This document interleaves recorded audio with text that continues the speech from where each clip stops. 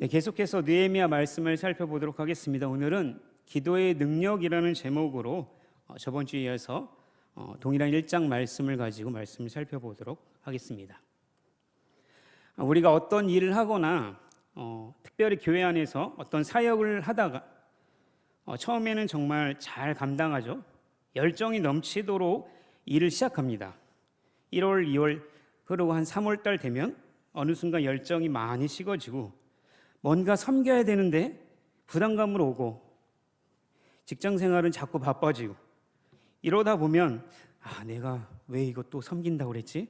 후회하기도 하다가 그러다가 마음 다시 고쳐먹고 그래도 열심히 해야지 끝까지 다시 열심히 하다가 도중에 7, 8월 여름 사역이 끝나고 나면 내년에는 기필코 쉬겠다. 내년엔 무슨 설득이 와도 나는 내년에 쉴 거야. 이런 굳은 마음을 가지고 11월 달까지 가죠. 그러다가 11월쯤에 오면 열정은 바닥이 나고 이제는 의무감으로 섬기다가 말씀 묵상하다 보니까 이건 또 아닌 것 같아. 목사님 설교 듣고 겉면의 말씀 듣다 보면 주여 그래 여기서 언제 쉬겠어. 하나님 나라 가서 영원히 쉬어야지. 그리고 또 다시 마음을 먹고 또 다시 섬기죠. 또 열정적으로 섬기다 보면 또 이런 패턴이 계속 돌아갑니다. 그런데 문제는 우리가 무슨 일을 하든지 어떤 사역을 하든지 그 열정이 오래가지 않는다는 거죠. 그래서 어느 순간 가면 열정이 또 많이 식어져. 그래서 또 흔들리고 또 내년에 쉬겠다는 마음 먹고 이렇게 고민할 때가 종종 우리에게 있습니다. 이런 순간들이 우리에게 많아요. 왜냐하면 인간이 연약하기 때문이죠. 죄성을 가진 연약한 인간이기 때문에 늘 이렇게 열정이 오래가지 못합니다.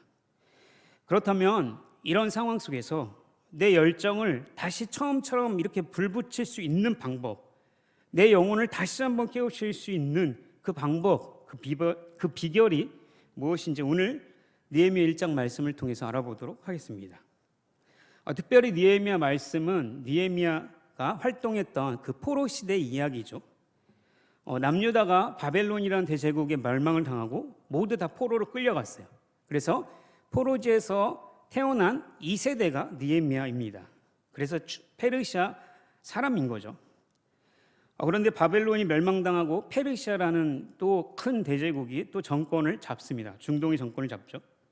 근데 느헤미야가 그 왕의 술 맡은 간원장이 됩니다.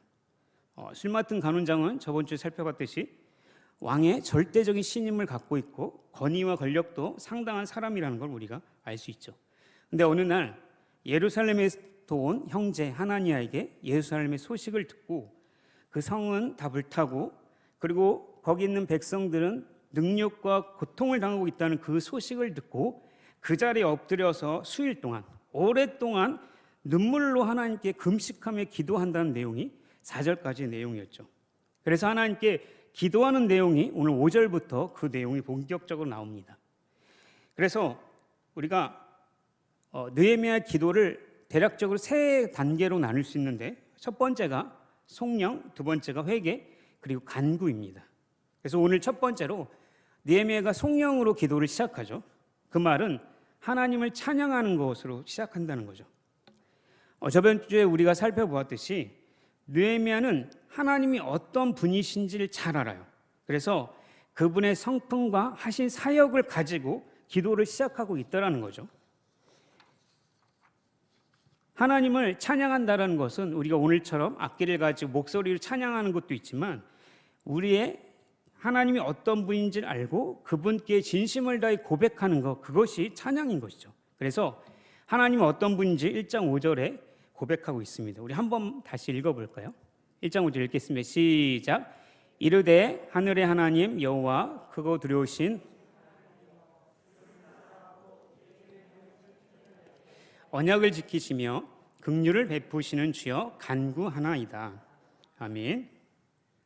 분명히 느헤미야는 하나님이 어떤 존재이신지를 잘 알고 있고 그분이 하셨던 사역을 잘 알고 있었어요. 그 말은 분명한 하나님의 말씀의 기준을 가지고 하나님께 기도하고 있다는 거죠.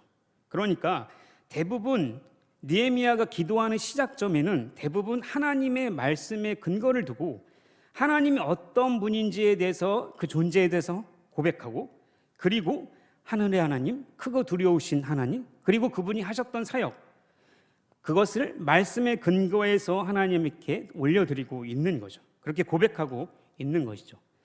그래서 하나님이 하셨던 그 언약, 그걸 지키지 않았기 때문에 우리 이렇게 되었습니다라고 고백하면서, 그러면서 더 난 단계 나가서 회개하고 그리고 간구하는 내용까지 가고 있다는 거죠. 5절의 말씀에 또 보면 하나님이 어떤 존재이신지를 고백하고, 그리고 그분이 하셨던 일 중에 언약을 지키시는 분과 긍휼을 베푸시는 분을 동일시하고 있는데, 사실 우리가 아무리 뛰어난 하나님이시라도 하나님의 자비가 없으면 인간이 감히 하나님 앞에 기도할 수도 없죠. 하나님의 긍휼과 자비가 없다면 죄인인 우리를 아무 소용없이 하나님 앞에 나아갈 수가 없는 것이죠. 그렇기 때문에 하나님이 하신 사역 중에 가장 그 언약을 우리에게 주시고 그것을 언약을 지키시는 그 하나님을 찬양하면서 그 기준을 가지고 오늘 기도하고 있다는 거죠. 그러니까 하나님은 언약을 우리에게 주실 뿐만 아니라 그 언약을 반드시 지키시는 신실한 하나님이라는 것을 근거로 삼고 있습니다. 그래서 그 긍휼함이, 비록 우리가 잘못을 했지만 하나님께 찾고 구하면 다시 회개하고 돌아오는 자를 회복시키겠다, 그리고 하나님의 말씀을 사랑하고 지키는 자에게 다시 너희들을 회복시키겠다는 하나님의 그 말씀의 근거를 가지고, 그 하나님이 하셨던 그 사역적인 능력을 가지고 다시 한번 하나님께 회개하며 나아가고 있다는 거죠. 그러니까 정리하자면 느헤미야가 기도의 포부를 여는 건 다른 어떤 내 간구, 뭔가 감정이 좋아서가 아니라 하나님이 어떤 존재이신지를 고백하고 그분이 하셨던 일들을 고백하면서 그 근거를 가지고 하나님 앞에 회개하며 기도하며 나간다는 거죠. 그러니까 결국은 기도의 능력은 무엇으로부터 달려있다는 겁니까? 하나님의 말씀으로부터 달려있는 거죠. 그래서 하나님의 말씀을 얼마나 많이 깊이 이해하고 그 말씀을 얼마나 많이 경험하느냐에 따라서 기도의 깊이가 달라지고 기도의 능력이 달라지게 되어 있다는 거죠. 두 번째로 느헤미야가 기도했던 내용은 회개 기도라는 거죠. 특이한 것은 아까도 초반에 얘기했지만 느헤미야는 포로 2세대예요. 그 말은 페르시아 사람이죠. 그 말은 분명히 이스라엘 백성들이 하나님 말씀을 어겨서 그 멸망을 당하고 흩어짐을 당했는데 그 죄의 원인을 제공한 자가 아니라는 거죠. 그러니까 그가 하나님 말씀을 어겨서 그와 같은 이런 참담한 포로 생활을 하는 것이 아니라는 거죠. 그리고 또 1장 5절에서 잘 읽다 보면, 이 말씀을 좀 자세히 읽다 보면 이 뉘앙스가 분명히 하나님 나는 계명을 잘 지켰습니다라는 뉘앙스로 말하고 있는 거예요. 그러니까 느헤미야 1장 11절 보면 종의 기도와 주의 이름을 경외하기를 기뻐하는 종들의 기도를 들으시고 라고 얘기하면서 분명히 종의 기도를 들어달라, 그리고 신실한 우리들 하나님의 말씀을 잘 지키는 종들의 기도를 들어달라고 고백하는 거 봐서 느헤미야는 하나님의 계명을 잘 지키는 사람이었다는 거죠. 그러니까 신실한 사람이었기 때문에 만약 자신이 죄를 짓고 뭔가 꺼리낌이 있다면 그렇게 하나님 앞에서 당당히 기도할 수 없는 것이죠. 그렇기 때문에 느헤미야는 분명히 하나님 앞에 계명을 잘 지키지 않아서 이러한 어려움을 당한 것이 아니라는 거죠. 그럼에도 불구하고 6절 후반절에 보면 나와 내 아버지의 집이 범죄하였습니다라고 고백하는 모습을 보면서 분명한 것은 이 포로 생활을 하는 이유, 그리고 우리가 이런 공경에 처한 이유는 하나님 말씀을 듣지 않은 거예요. 그건 아버지 세대, 그 이전 세대들이 잘못했던 죄의 문제였어요. 그런데 그 죄를 나의 죄라고 고백하고 있다는 거죠. 그리고 7절에 그 범죄, 그 악이 무엇이냐, 우리가 주를 향하여 크게 악을 행하였습니다라고 악의 구체적인 내용을 말하는데, 그것은 하나님께서 모세에게 명령하신 계명과 율례와 규례를 지키지 않았습니다라는 말씀인 거죠. 이것을 8절에서 더 정확하게 얘기합니다.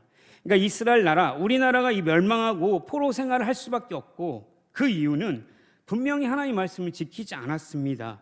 그 죄로 인하여 우리가 이런 처지에 되었습니다라고 이야기하고 있는 거죠. 그 죄가 우리 아버지 죄예요라고 하는 게 아니라 나의 죄입니다, 우리의 죄입니다라고 얘기하는 거죠.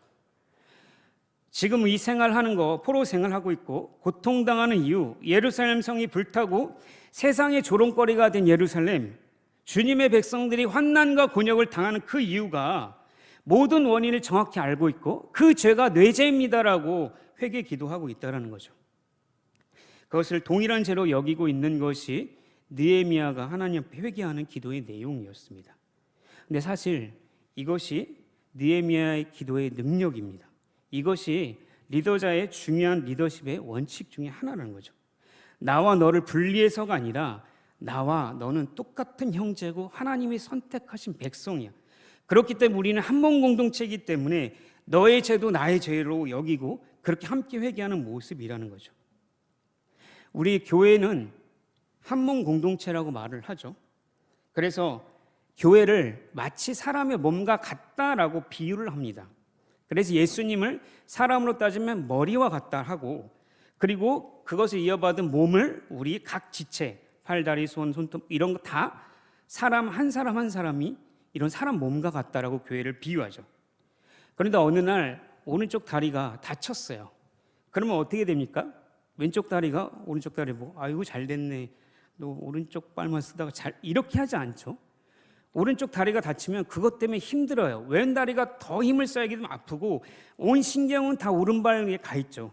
그러다 보면 더 힘들어하고 아파하는 것이 사람의 몸이라는 거예요. 마찬가지죠. 하물며 다치는 것도 이 정도인데 한 지체가 죄를 범하면 그것이 단순한 그냥 너 죄잖아 라고 얘기하는 게 아니라 그게 우리의 모든 사람의 죄라고 말을 하는 거죠. 그러니까 단순히 비판과 정죄를 해야죠. 분명히 죄에 대해서는 단정을 짓고 말씀을 돌이키라고 해야죠. 그런데 네 죄, 내 죄를 나눠서 네 죄는 네니까 네가 책임져 이렇게 하는 게 아니라 그게 내 죄입니다라고 고백하는 거. 그게 한몸 공동체의 바른 모습인 거죠. 참된 회개는 공동체 의식을 가지고 우리의 죄로 여기고 고백하는 그 고백 속에 있는 것입니다. 여호수아 7장 말씀을 보면 이스라엘 백성들이 이제 큰 여리고성을 점령했어요. 아무도 생각지 못했던 크고 견실한 여리고성을 점령했어요. 근데 그 다음에 이제 아이성을 보니까 말 그대로 아이 같은 성이죠. 그걸 보니까 몇천 명만 가도 되겠네 하고 갔다가 대패를 하고 돌아오죠. 근데 숫자의 크고 만큼 그 싸움이 아니었어요. 결국 하나님 앞에 막 울며 불며 부르짖으면 우리가 여기서 죽겠습니다라고 부르짖었을 때 하나님께서 누군가가 하나님의 말씀을 어겼다.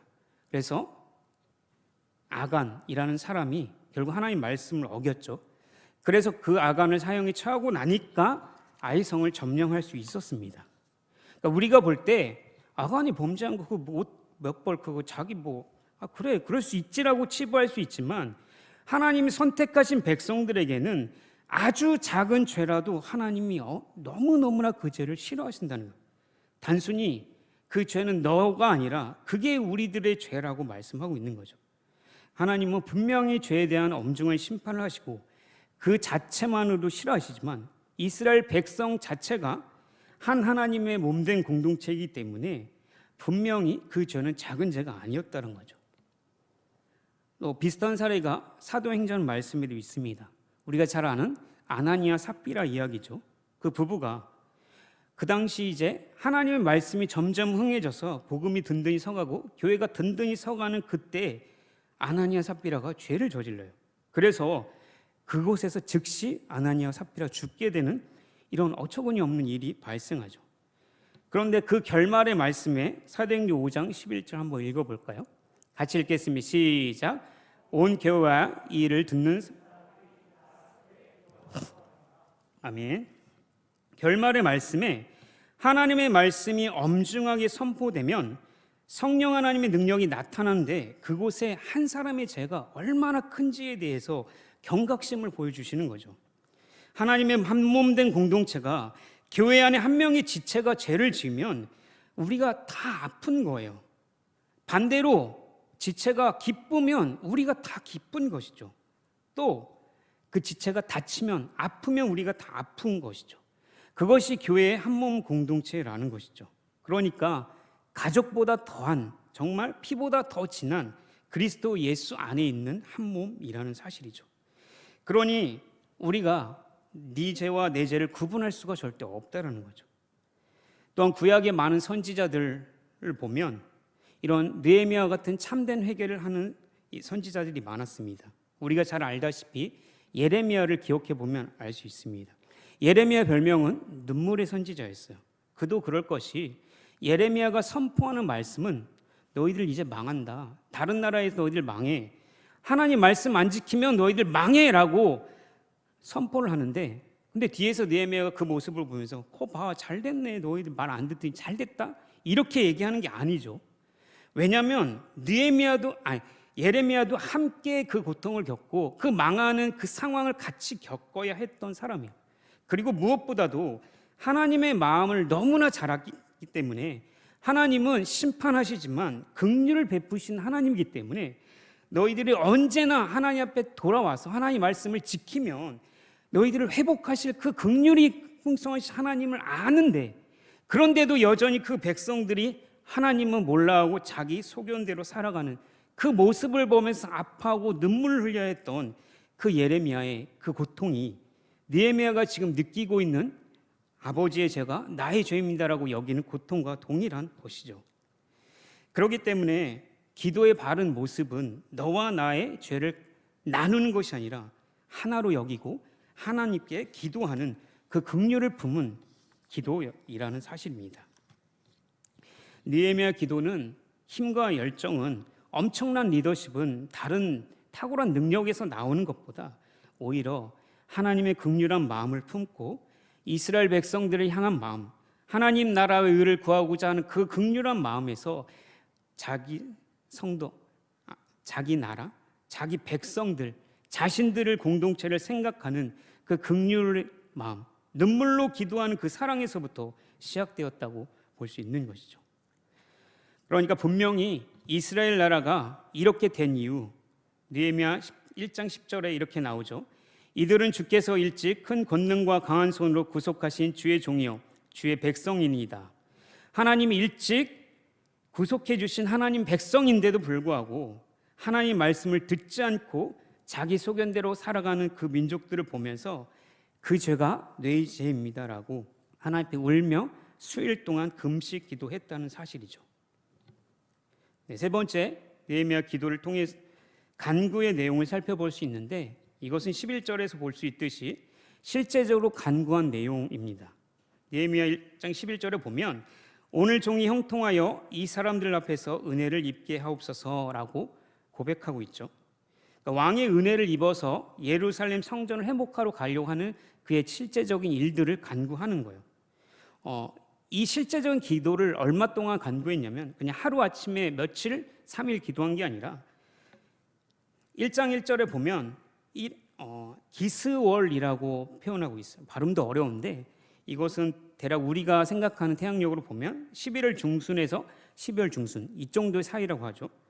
그런데 느헤미야 2장 1절에 보니까 니산월이라고 해요. 그것은 우리 태양력으로 보면 3월이나 4월쯤 되는 시기예요. 그러니까 약 4개월 동안 이 실제적인 간구를 가지고 지속적으로 기도했다라는 걸 우리가 알 수 있는 거죠. 그래서 그 기도가 응답되는 장면이 11장에 나오고, 그리고 2장 1절부터 실제적으로 발빠르게 움직이는 모습을 볼 수 있습니다. 사실 이미 에스라 말씀을 보다 보면 에스라를 통해서 성전 재건이 이루어지려고 했는데 방해가 너무 심하게 일어나서 결국 왕의 명령으로 그 성전 재건이 중단되었어요. 그러니까 이 성전을 다시 재건하려고 하면 왕의 절대적인 그 명령 외에는 다른 방법이 없었다는 거죠. 왜냐하면 왕이 명령한 거예요. 그렇기 때문에 느헤미야는 다른 것보다 실제적인 기도를 했다는 거예요. 왕의 은혜를 구했다는 거죠. 그러니까 왕보다 더 높으신 그 하나님께서 그 일을 허락하셨다는 거예요. 그래서 그에게 술 맡은 관원도 허락하셨고 고위관리를 자기 권위, 권력을 누리라고 주신 게 아니라 그 일을 하도록 하기 위해서 그 일을 허락하셨다는 거죠. 그래서 느헤미야가 약 4개월 동안 집중적으로 기도한 왕의 은혜를 구한 것, 그것이 실제적인 기도고, 그리고 느헤미야가 평생 동안 기도했던 것은 앞에서 봤던 이 민족의 죄를 놓고 회개 기도했던 것은 그의 평생의 기도였다는 것이죠. 단순히 하루 소식을 듣고 슬퍼서 하루 이틀 기도한 것이 아니라 오랫동안 끊임없이 지속적으로 기도해왔던 것을 우리가 알 수 있습니다. 느헤미야의 사명은 다른 것으로부터 오는 게 아니라 느헤미야의 강력한 리더십은 이렇게 지속적으로 끊임없이 기도하는 기도로부터 나왔다는 거죠. 수많은 적들 와도 흔들리지 않고 사명을 완수할 수 있었던 능력, 열정은 하나님의 마음을 가지고 긍휼한 마음을 가지고 민족의 죄를 위해서 여전히 끊임없이 기도했던 그것으로부터 시작되었다는 사실입니다. 느헤미야서에 보면 느헤미야에게 기도했다는 내용이 9번 정도 나오는데 그만큼 느헤미야는 기도의 사람이었죠. 그건 또 무엇을 얘기합니까? 계속적으로 하나님 앞에 기도했다는 거예요. 느헤미야는 탁월한 리더십도 있어요. 실제적으로 행정 능력이나 일을 처리하는 거 52일 만에 성전 벽을 건축하는 거 봐서 대단한 능력, 행정의 탁월함을 가지고 있어요. 그런데도 불구하고 하나님 앞에 지속적으로 기도했다는 내용이 나오고 있습니다. 그러니까 우리가 하나님 이제 예수님 잘 믿고 이제 어떻게 살아야 합니까? 내가 이 땅 가운데서 어떻게 살아야 합니까? 라고 우리가 자주 묻죠. 하나님 나를 향해서 어떤 뜻을 가지고 있어요? 이런 질문을 던질 때가 많죠. 그러면 이제 우리에게 객관적으로 너희가 뭔가 하나님이 주신 달란트를 한번 생각해봐. 은사 이거 좀 잘하잖아. 이거 좋아하잖아. 이렇게 길을 정할 수도 있는 거죠. 그러나 내가 오랫동안 기도했던 기도의 제목이 있다면 그것이 하나님의 사명일 수 있습니다. 지속적으로 끊임없이 기도했다면 그것이 하나님께서 우리에게 주신 사명일 수 있다는 거죠. 어느 한 목사님께서 제가 청년 시절에 지금도 청년이지만 한 민족을 놓고 오랫동안 기도하다 보면 그 민족 때문에 눈물 흘리게 되고 그 민족 때문에 아파하고 그러다 보면 내가 그 땅에 서 있다라는 말씀을 하셨어요. 무서워서 함부로 기도 못했습니다. 그런데 그 말씀의 요지는 지속적으로 기도하라는 거죠. 그 깊은 기도의 시간을 통해서 하나님의 마음을 알고 그래서 그곳에 오랫동안 눈물을 흘렸기 때문에 그것을 더 사랑하게 되고 애절한 마음을 그래서 우리의 발이 그곳을 향하게 되었다라는 말씀이셨겠죠. 그렇기 때문에 우리가 오랫동안 기도했던 기도의 제목이 있다면 특별히 애절하게 하나님 그 한 기도 제목 왜 안 이루어 주십니까? 라고 그렇게 기도했다면 그것이 하나님의 사명일 수 있습니다. 또 어떤 사람 때문에 오랫동안 기도했다면 그것이 하나님의 품게 하신 장소일 수 있는 것이죠. 그것이 하나님의 사명이 될 수 있다는 거죠. 그러니 기도 제목을 놓고 우리에게 열정을 불어주세요라고 하는 것이 아니라 오랫동안 기도하면서 눈물을 흘렸던 그 기도 제목이 우리에게 열정을 허락한다는 거죠. 그래서 마음속에 일어나는 힘과 능력은 내가 뭔가를 잘해서 뭔가 있어서가 아니라 하나님 앞에 수없이 흘렸던 눈물, 무릎 꿇었던 그 자리에서 하나님의 역사가 이루어지고 있다는 사실입니다. 그러니 사랑하는 성도 여러분, 기도를 절대 포기하지 마십시오. 나를 보면 이거는 절대 안 되겠지. 아이고 뭐 20년 30년인데 뭐 그 영혼 구원하겠어. 그냥 그렇게 살다가 이런 마음 절대 품지 마시고 한숨이 나와도 무릎 꿇고 기도하시고 좌절해도 다시 일어나서 기도하시고 또 울며 잠들지라도 또 기도하셔야 됩니다. 그렇게 기도하다 보면 그 열정이 그곳에부터 시작된다는 사실이죠. 말씀을 맺겠습니다. 예수 그리스도께서 이 땅 가운데 오신 이유가 무엇입니까? 내일은 성탄 감사 예배 날이죠. 우리의 죄를 사하시기 위해서 이 땅 가운데 오신 거죠. 우리가 계속해서 목사님 통해서 에베소서 말씀 묵상하고 있지 않습니까? 우리가 원래 어떤 사람이었습니까? 허물과 죄로 죽었던 사람들이에요. 아니 완전히 죽었다고 말씀하시잖아요. 영원한 죽음에 처해 있는 사람이고 우리는 늘 죄밖에 지을 수 없는 사람이었어요. 그런 우리 죄인을 하나님이 사랑하셔서 예수님을 이 땅에 보내셔서 우리의 죄를 용서하시기 위해 이 땅 가운데 보내셨다는 거죠. 그렇기 때문에 죄인인 우리에게 그것이 기쁨이라는 거죠. 그런데 예수님께서 어떻게 3년 동안 사셨습니까? 권력과 능력으로 사람들 제압하면서 봐라 이게 하나님 능력이다 이렇게 하신 게 아니라 십자가에서 돌아가셨어요. 결국은 그 원수들이 하나님 아들이신 예수님 십자가에서 못 박여서 그를 죽일 때 예수님께서 마지막에 뭐라고 하셨습니까? 누가복음 23장 34절 아버지여 저희를 사하여 주옵소서 자기 하는 것을 알지 못합니다 라고 말씀하셨죠. 우리에게 힘이 있는 거, 우리에게 열정이 있는 거, 그것은 뭔가 권위로, 물질과 능력으로 뭔가 높은 자리에 올라가서 사람들을 제압하는 힘으로 그들을 하는 게 아니에요. 그것은 용서의 힘이에요. 우리가 진짜 미워하는 그 한 사람을 용서할 때 하나님의 능력이 거기서부터 나가는 것이고 열정이 거기서부터 시작된다는 거죠. 오랫동안 증오하고 원망했던 그 원망, 그 사람을 용서할 때 하나님의 능력이 거기서부터 나타나게 되는 것입니다. 그렇기 때문에 우리가 사역을 잘 되고 잘하고 그래서 경험이 쌓이고 신앙의 연수가 쌓이는 것이 능력이 아니라 오랫동안 용서할 수 없었던 그 한 사람을 용서할 때 진짜 하나님의 능력과 열정이 거기서부터 시작된다는 사실입니다. 그러니 사랑하는 성도 여러분, 지속적으로 기도하셔야 됩니다. 절대 포기하지 말고 기도해야 되죠. 그러니 우리에게 하나님께서 교회 안에서 특별히 직분을 주셨다면 그것은 성도들을 위해서 기도하라고 그 자리를 허락하신 거죠. 그러니까 매일 우리 새벽마다 중보기도표 올려주시잖아요. 그것을 보면서 그 성도들 이름 하나하나 불러가면서 기도하라고 우리에게 권위의 자리를 주신 거예요. 뭔가 정치하라고 주신 게 아니라 한 영혼을 위해서 더 애절하게 기도하라고 하신 거죠. 근데 기도 이름도 모르는데 그 사람 누군지도 아닙니다. 누군지 모르는데 김아무개 한마디만 불러도 하나님이 그 마음을 아세요. 그래서 그 영혼이 처해 있는 상황을 알게 하시고 어쩔 때는 위로의 마음도 줄 수 있는 거예요. 그러니 한 영혼의 이름을 불러가면서 매일 기도하는 것이 우리가 가진 직분자의 역할이고 모든 성도가 해야 할 가장 우선적인 역할이죠. 그럴 때 진짜 영혼을 사랑하는 마음에서 흘러 넘치는 그 열정이 우리의 사역에 힘과 능력을 준다는 것이죠. 특별히 교사로 섬기는 분들에게 권면합니다. 어린 영혼을 섬기는 거 많이 힘들어요. 그런데 언젠간 이 아이들이 자기의 죄를 깨닫고 회개할 날이 있을 거야. 그때를 위해서 매일같이 기도하라고 교사의 직분을 주신 거예요. 그 직분 잘 감당한 결과가 어떻습니까? 저 같은 사람이 여기 서 있는 거예요. 저를 붙잡고 늘 눈물로 기도했던 그 여자 선생님의 얼굴 아직도 잊지 못해요. 그분의 기도, 눈물의 기도 때문에 제가 이 자리에 서 있는 것이죠. 그렇기 때문에 특별히 열정은 어떤 것을 잘해서가 먼저가 아니라 한 영혼을 붙잡고 매일매일 기도하는 그 삶의 처절한 기도의 자리, 눈물로 회개하는 그 자리에서 열정이 일어나게 되는 것이죠. 그러니 사랑하는 성도 여러분, 아침에 특세에 나오십시오.